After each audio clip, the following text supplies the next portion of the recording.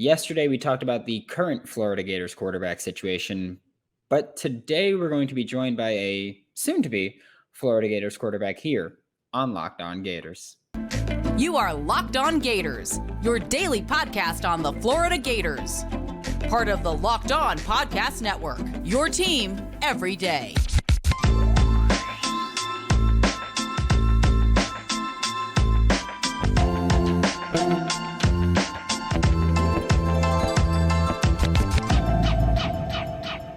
Hello, and welcome back to another episode of Locked On Gators, part of the Locked On Podcast Network, your team every day. Thanks for making Locked On Gators your first listen of the day. We are available daily and free wherever you listen to the podcast. Happy Tuesday.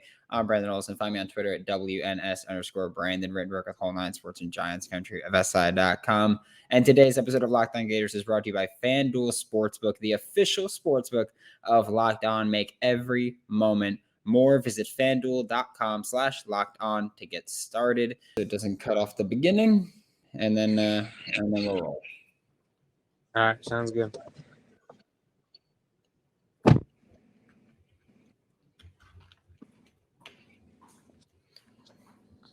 Joining me now for Locked On. 1 second. What are you looking for? Oh, I don't know. Okay, let's do that again. No worries. Joining me now for Locked On Gators is the latest Florida Gators edition in Jordan Gile, who will be joining the team soon. Florida Gators 2023 quarterback now. And I'm going to start off with the thing that stood out the most to me when watching your tape, and probably stands out the most to most people. You're lefty, and that is a very rare thing to see from quarterbacks nowadays. Most quarterbacks are right-handed. And I wanted to ask, is there like an adjustment or extra work you have to do with receivers just to adjust to that? Because I know the main thing is that the ball spins differently. Yeah. Does that really matter that much to them? Some guys, yes, and some guys, no. It kind of just depends on the guy. But it's like I remember in like 6th grade, I broke like 7 kids' fingers just because it spins the other way, and they're so used to tracking it different ways. So it just depends, but not as much as you think, no. Okay, because see, I do this fun thing where I suck catching the ball no matter who's throwing it. So I don't think it matters if it's righty or lefty, for me at least. But I will say, does that kind of change how you watch tape or anything? Like because I know a lot of people watch NFL players. Do you have to like stick with like, hey, Mike Vick and Tua are the 2 people that I can kind of get going with? Nah, not as much. No, I kind of I worked with my dad for a long time, so I would like to say I have a pretty smooth motion. And guys always say like I throw like a right-handed guy, so it's like because sometimes you can kind of see lefties have the tendency to like throw more sidearm or just is different. But no, I've been working with my dad for a long time, so it's people say I throw like a righty. It's not as different as you'd think. Okay. And you're a bit of an unknown to Gators fans or even recruiting fans in general. There's not a ton of info out there for you. But how would you describe your play style to Gators fans? Just a pure pocket passer. I can get a couple yards and run if I need to. Obviously, you got to be able to do that at the next level. But just a pure pocket passer. I had one of the highest completion percentages in the country this year. I think it was 75%. So I would just say that I'm really consistent in ball placement and accuracy. So I think that was the most impressive thing, that your completion percentage was you completed 3/4 of your passes, which is Madden style numbers there. But also when watching your tape, it seemed like the offense had a lot of vertical routes, specifically down the sideline. And those aren't typically easy completions. But again, when you're completing 3/4 of your passes, that's insane. What was your high school offense like just from front to back? Because like I've seen the tape that I could see, and a lot of it was vertical down the sideline. And was that just like you guys kind of Tennesseeing it, and you're just like, hey, man, run deep and we'll figure it out? No, we kind of just had a couple guys on our team. We had AJ Wallace and Boo Carter. So those are two big time recruits. One's a 25 and one's a 24. So they got AJ is really long and lengthy, so we had him on the out, and then we had a Boo up the seam or up the middle, and we were just we had a super athletic team, so we had guys that can go get the ball. So if you got guys that can go get the ball like that, why not go score on the first play of every drive? We scored I think I scored twice on the first play or 3 times on the first play of game this season, and then 4 times on my first pass of the game we scored on. It was nuts. It was crazy. Just watching it, I was like, why are they just deep downfield open every time? It was weird that it was consistent. I will ask, who's number 5, I think it was, at running That's back? our running back, Javoris Havis. Okay, because that guy looks brolic. He's really good. Yeah, I think he's about to commit soon. I don't know. He dropped his top 5, I think. I know Toledo and schools like that are in there. He's a good running back. Did you really just say Toledo? Toledo's a good school. I know. I went to Toledo. So really, yes, I did, which is why that is wild that you said that. Yeah, Toledo. He's got Toledo, Eastern Kentucky, stuff like that. He's a good running back. He's a big guy. Okay, well, I'm hoping he goes to Toledo because that is wild. That is a wild coincidence there. Yeah. But, who are some of the quarterbacks that you kind of try to model your game after a little bit? I would say obviously the GOAT Tom Brady, just because his pocket presence and just ball placement, accuracy, timing is just so perfect, and he can get the ball where it needs to be when it needs to be. So I would say him. I like how Josh Allen plays just because he can move, he can throw on the run, he can sit in the pocket if he needs to. I like you said, Tua, because he's another left-handed guy, so you can kind of see hey, that what you're saying, it kind of matters a little bit, just kind of watching another left-handed guy in the NFL. You know, like you said, it's a rare thing, especially in the NFL. So I like watching mainly those 3 guys: Tom, Tua, Josh. Jalen Hurts is really good. Soon Super Bowl bound Jalen Hurts, which is wild to say when you consider when he was coming out of college. A lot of people were like, he might work out, and now he's MVP candidate. He's a great story. I love his story. Yeah, he's incredibly talented. But coming back to the Florida Gators centric, what led to you picking the Florida Gators? Because you had scholarship offers elsewhere. I know you had Kansas was on the table, and it's you had a Power 5 offer, at least one Power 5 offer available, but you chose to come to Florida as a preferred walk-on. So what kind of made you pick the Florida Gators here? That's been my dream school since I was a little kid.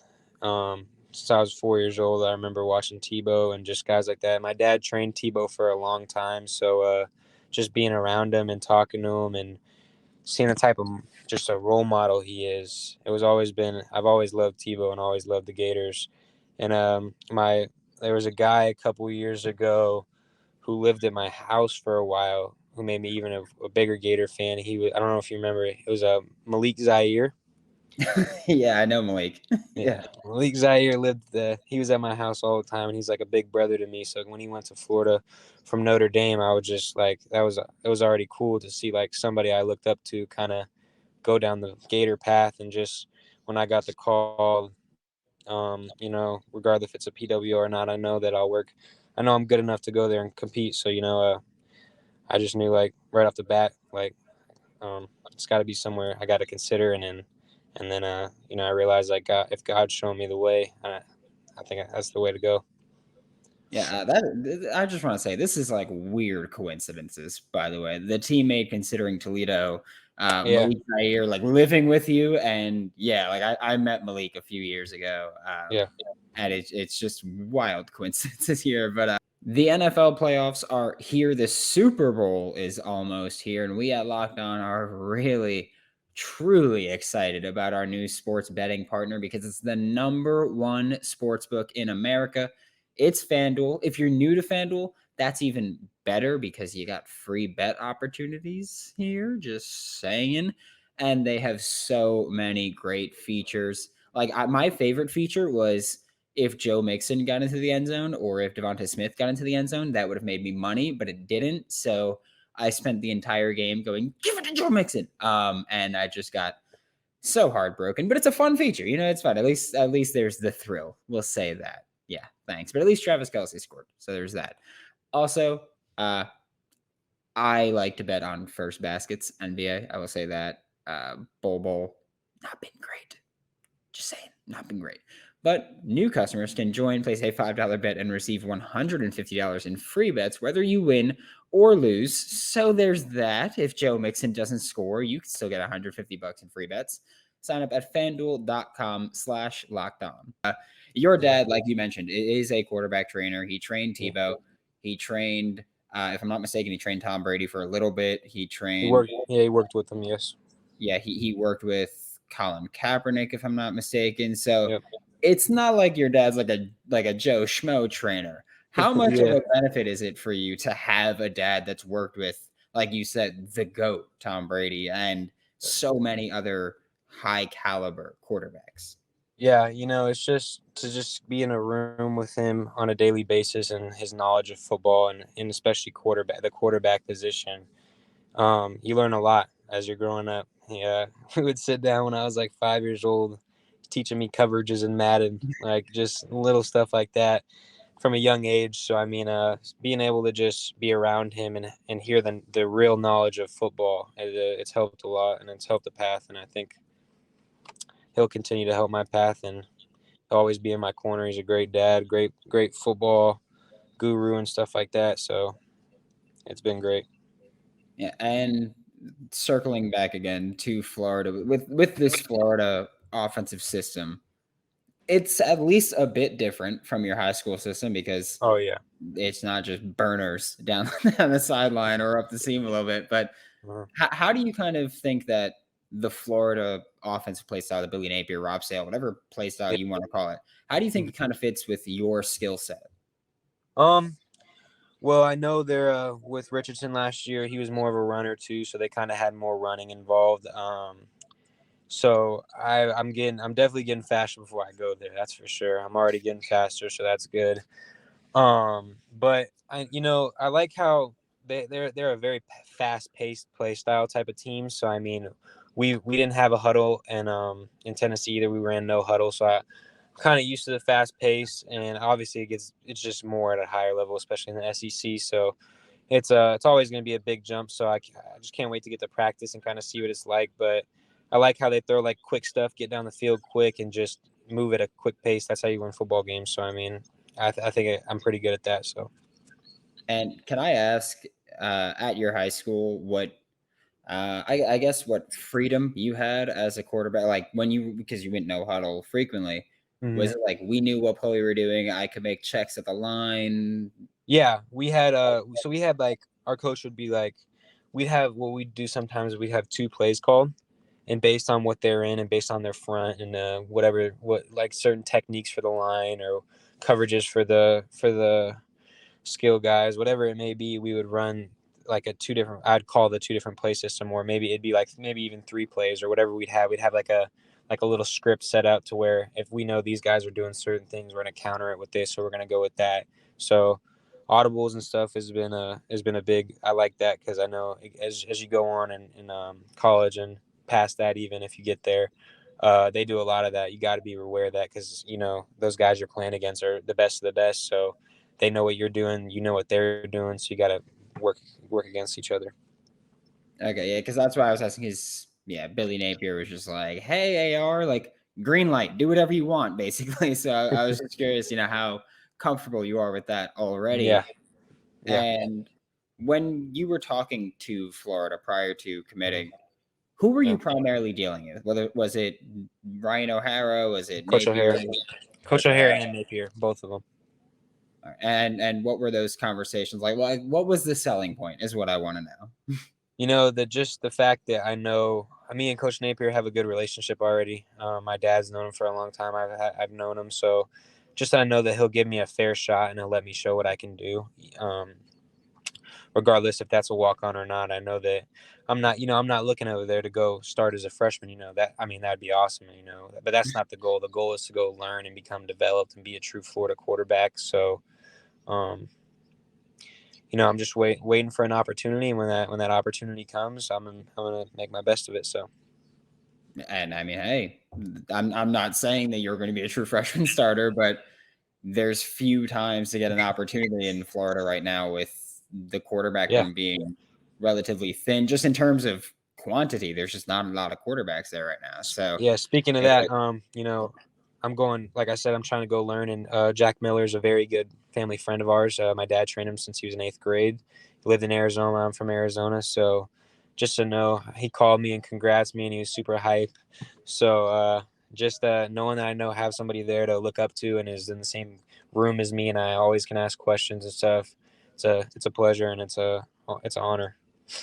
yeah, I mean, you're going to have kind of a home away from home there with Jack in Gainesville, with Napier. I'm assuming that your dad and Coach Napier know each other because of the Arizona connection. Yeah. I'm assuming. Yeah, so it's like a little home away from home there. It's also cool to see you're not even the first player that Billy's brought in from Arizona, and it's cool because that's, first of all, Arizona is if I'm not mistaken, a criminally under recruited state for Yeah, definitely. whatever reason. But it's cool to see where Florida never really brought in Yeah. Arizona players, and Yeah. now Billy Napier's kind of making that a point to Yeah. extend It's there, awesome. and that's just awesome to see. But I got two final things for you before I let you go, because I don't want to take up your entire day. Yeah, But no I worries. will ask first off, how do you define leadership? Leadership is a big part of being a quarterback, one, and a big part, especially at a school like Florida. But you got to know, you got to be the guy on the field, on and off the field. You know what I mean? You got to be a guy who they can look up to when when it hit the fan, when it's in the fan. Or you got to be the guy who, when everything's going good, they can look to, and they just know that you got their back, I got your back. You know what I mean? So leadership is something that defines a quarterback, I feel like. So if you're not a true leader as a quarterback, I mean, you're not gonna win football games, or you're not gonna win big football games, or whatever the case may be. Guys like Tom Brady, guys like Bryce Young, you got guys in college, they're great leaders, and I mean, look how it's turning out for them. Bryce Young's undersized. There's been a lot of things said about him, like, or Brock Purdy, for example. Been things said about him that he could and couldn't do. So um, being an ultimate leader is definitely a big part of being a quarterback. And I will ask you, like I told you before we even started recording, I was like, I'm gonna ask about the tattoos. But do you have like a favorite or most important tattoo that you have? Yeah, definitely the one on my shoulder. I have a long sleeve on it, so I'd show you, but I got a clock here, and the clock, if you look at it, it looks weird and all like discombobulated and stuff, but it's each number represents one of my family's birthdays, and then the time is set for when I was like for example, like it's like 81. It goes in. It's not really in order. It's all my like 12 family members of mine, and it's their birth years, and then the time is set for when I was born, and then it fades into fades into the crosses, because Jesus and family, God and family are the two biggest important things in my life. So that's definitely my favorite one. And I know that you said before we started recording that you were probably going to finish the sleeve Yeah. at some point in March. Do you know yet what you're going to finish it with? Yeah. So my forearm, I'm gonna get a lion, and then there's a verse that I like. It's David. I want to say it's David 6:22 or 22:6. I gotta see. It's about how David was locked in a lion's den, and not David. He it was David's talking about it, but it's someone locked in a lion's den, and the lions are starving and they're ready to eat him, but he prays to God, and the lions start to protect him for the people that put him in there, basically. And so it's just saying how your faith is bigger than a lion, your faith is bigger than fear, basically. So I'm gonna get the lion with the verse name on it, and then on the forearm, I don't know if you ever watched the movie 300. Yes, of course. Yeah. So there's a picture of Leonidas with where it's like the sword hit his iron right here, and it's like cut. So it's like a picture of his face, basically, with like the iron, meaning basically like you got to be a warrior as a football player. You got to be a warrior in life. You got to be. So yeah, probably Yeah. finish that in March, April sometime. And you don't have anything on your left arm, right? No, not my left arm. I don't know if I'm planning. It might go arm sleeve, leg sleeve. I gotta figure it out. I don't know yet though. All right, I was gonna say, are you gonna like be like I don't know if you know the story of Nick Young, the basketball Yeah, player, but yeah, his yeah, his tattoo, his right arm had no tattoos while he was playing, and he's like, yeah, yeah. it's strictly for buckets. So I was like, is that the approach you're taking with it? Yeah, like, I never felt like getting my left arm tatted just because the real reason why I never got my left arm tatted is because I didn't want to stop throwing for like a week and a half. So I was just like, let me get my right arm done, and I don't want to be all tatted up anyway. I want to make them look good and professional and stuff. So I'm planning on getting the arm, maybe a leg, and then chest and back for sure. But that's about it. All right, and last question here is just Yeah. where does your faith come from? Is that something that kind of was instilled in you young, or what? I found Jesus Christ, I want to say about almost a year ago now. So it's weird. My mom's side of my family is Muslim, and my dad's side of my family is Christian. And growing up, you could see like how that could be different. So it never really was. They never really forced anything on me. They've been great parents and grandparents and stuff. Just kind of, hey, you figure it out. We want to let you figure it out. And there's just been things in life that showed me Christianity to me. Jesus Christ is my personal Lord and Savior. So yeah. All right, awesome. Thank you so much Yeah. for being just like so open and so honest for this whole Yeah. time. No, of course. So thank you so much, Jordan. Can't wait to get you on campus Yeah. and get you in that Gator uniform. Yes, sir. Thank you so much. Thank you. All right.